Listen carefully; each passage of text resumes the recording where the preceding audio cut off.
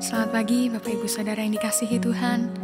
Mari sama-sama pada pagi hari ini kita luangkan waktu kita untuk menyembah Tuhan. Terima kasih Tuhan. Hanya Engkau yang mengenal pribadi kami Tuhan.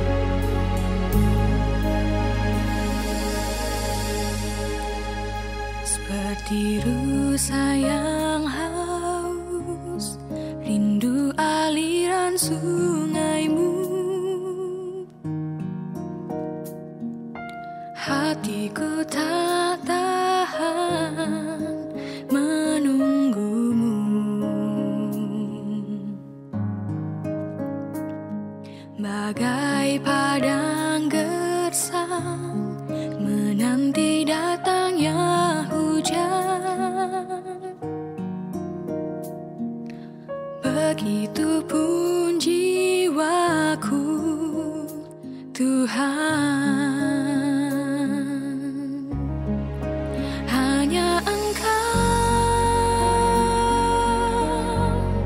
Pribadi yang mengenal hatiku, tiada yang tersembunyi bagi-Mu. Seluruh isi hatiku Kau tahu, dan bawaku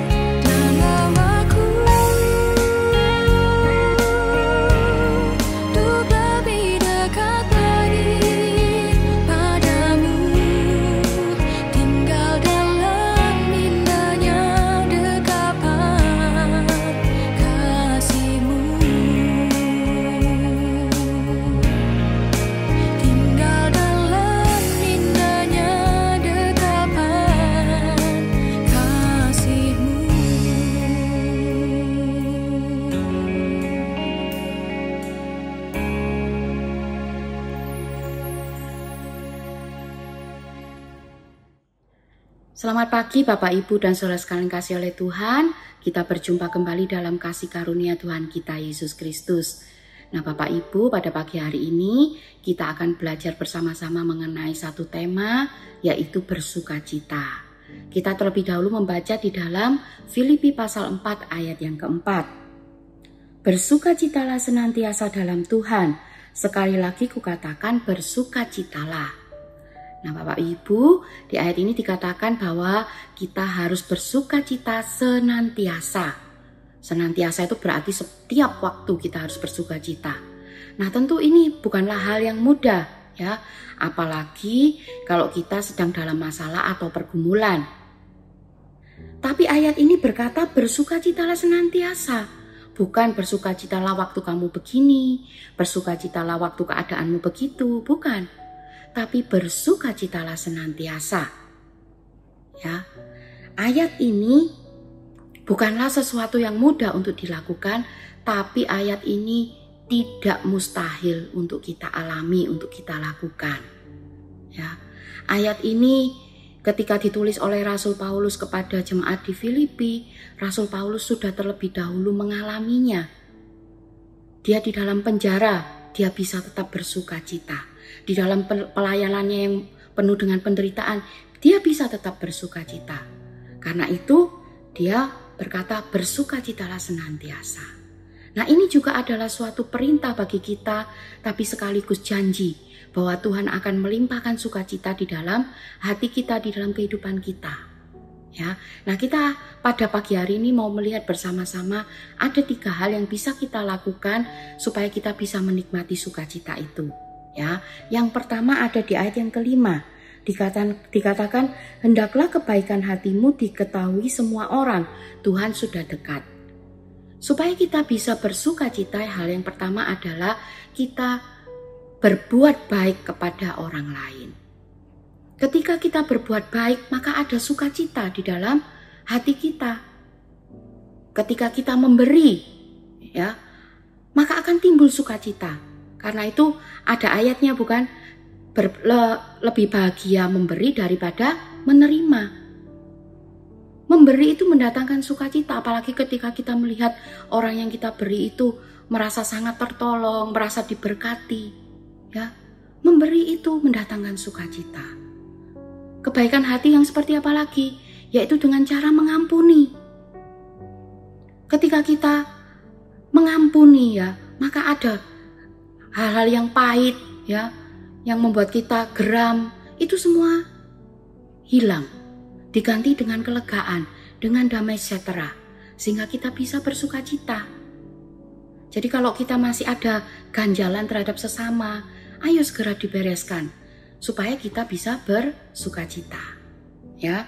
Lalu yang ketiga, berbuat baik dengan cara apa? Dengan cara bersaksi. Itu bisa kita lakukan juga. Ketika kita bisa membawa jiwa datang kepada Tuhan, akan ada sukacita yang luar biasa memenuhi kehidupan kita. Menjadi pengingat bahwa Tuhan itu punya rencana yang indah dalam kehidupan kita. Ya, jadi mari kita berbuat baik kepada sesama kita, maka kita akan merasa sukacita. Ya, lalu yang kedua, supaya kita bisa bersukacita, di ayat yang ke-6 dikatakan, janganlah khawatir tentang apapun juga, tetapi nyatakanlah dalam segala hal keinginanmu kepada Allah dalam doa. Ya, berdoa. Berdoa itu mendatangkan sukacita. Kalau kita punya saat ini memiliki masalah atau pergumulan, ya, bawa semuanya itu kepada Tuhan. Serahkan semuanya itu kepada Tuhan. Supaya apa? Supaya kekhawatiran kita ini hilang. Kalau kita sudah berserah kepada Tuhan, kita percaya, kita punya iman yang kuat bahwa Tuhan itu pasti menolong kita, maka kita tidak akan ada lagi kekhawatiran. Mungkin memang masih ada ya, khawatir sedikit, tapi tidak lagi khawatir itu menguasai seluruh kehidupan kita. Ya, tidak lagi, tapi yang menguasai kita adalah damai sejahtera Tuhan. Sehingga apa? Kita bisa bersukacita. Dan kalau iman kita sudah terangkat, ya, kita akan bisa mulai menyembah Tuhan, masuk dalam hadirat-Nya. Sebab doa itu bukan hanya sekedar kita menaikkan permohonan kita ya, menaikkan keluh kesah seruan kita, tapi doa itu juga diantaranya adalah penyembahan, di mana kita mengagungkan Tuhan. Kita merasakan hadirat Tuhan itu lebih dalam lagi. Disitulah kita akan merasakan sukacita yang luar biasa, sukacita yang melimpah. Ya, jadi kalau saat ini kita merasa kurang bersukacita, mulailah dengan berdoa, dengan menyembah Tuhan. Kita pasti merasakan sukacita. Dan yang ketiga di ayat 6, bagian terakhir dikatakan dengan ucapan syukur. Dengan ucapan syukur. Ya, ucapan syukur ini adalah salah satu kunci utama kita bisa bersukacita.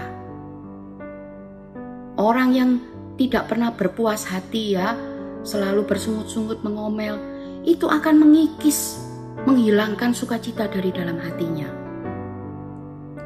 Kalau Bapak Ibu saat ini punya media sosial ya, seperti Facebook atau Instagram, saya sarankan untuk kita, kalau kita sampai sudah tidak merasakan suatu kebahagiaan, coba kita stop sebentar dari media sosial.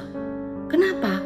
Karena media sosial itu kan isinya seringkali yang baik-baik, yang hebat-hebat, kesuksesan, keberhasilan, ya kan? Nah, kadang kalau kita terlalu banyak melihat hal itu, lalu kita mulai membandingkan diri dengan apa yang dialami oleh orang lain ya, yang diposting dengan orang lain, kita kadang mulai ngomel, mulai putus asa, ya kan? Mulai, loh kok aku nggak bisa seperti dia? Kok pernikahannya orang itu kelihatannya lebih bahagia daripada saya? Pekerjaan orang ini kok lebih sukses? Kok dia umur segini sudah bisa sukses? Kok dia bisa berhasil seperti ini? Kok dia bisa begitu? Kok dia bisa begitu? Sementara saya nggak bisa. Kita mulai apa? Menggerutu, mengomel. Bahkan lama-lama kita akan mulai menyalahkan Tuhan. Oh, rasanya Tuhan ini kok tidak adil. Tuhan tidak memberikan berkat kepada saya. Ya, akhirnya apa? Kita kecewa. Kita tidak lagi mempunyai sukacita. Ya, jadi kalau kita saat ini mulai kekurangan sukacita dalam hati kita, coba kita koreksi, introspeksi. Ya, apakah ada hal yang membuat kita itu bersungut-sungut? Ayo kita mulai ubah itu ya. Kita balik itu dengan kita mengucap syukur, berterima kasih kepada Tuhan. Bahkan ketika kita sangat pahit ya, kalau kita berani mengucap syukur, belajar mengucap syukur, kita akan merasa sukacita ya. Tanpa terasa mungkin air mata itu mengalir ya. Kita bilang terima kasih Tuhan, tapi kita itu dalam keadaan yang menderita. Air mata kita mungkin mengalir, tapi kita akan merasakan damai dalam hati kita. Ya, jadi pada pagi hari ini, mari, ini firman mengenai bersukacita ini memang adalah suatu perintah. Tapi itu juga adalah janji Tuhan bahwa kita akan menikmatinya. Kita akan menikmati sukacita itu. Ya, mari kita mulai pagi hari ini. Kita belajar untuk berbuat baik kepada sesama. Kita datang dalam doa, menyembah Tuhan lebih dalam lagi. Dan yang terutama, ayo belajar mengucap syukur. Pasti Roh Kudus akan memenuhkan kita dengan sukacita ilahi. Tuhan Yesus memberkati. Mari kita sama-sama berdoa.